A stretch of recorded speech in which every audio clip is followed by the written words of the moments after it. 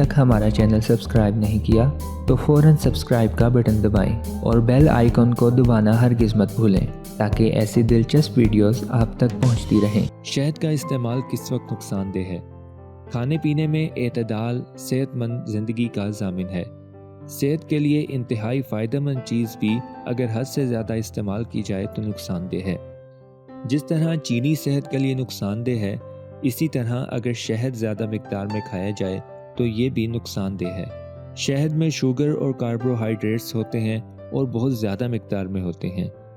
اسی لیے جب شہد زیادہ استعمال کیا جائے تو آدمی کے جسم میں بلڈ شوگر بہت بڑھ جاتی ہے، اور اگر وہ شخص شوگر کا مریض ہو تو اس کی صحت کے لیے یہ انتہائی نقصان دہ ہوتا ہے۔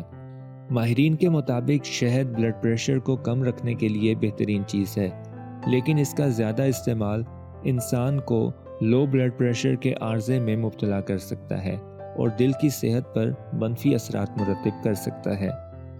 اسی طرح شہد کا زیادہ استعمال معدے کے مسائل، موٹاپے اور دانتوں کی بیماریوں کا سبب بھی بن سکتا ہے۔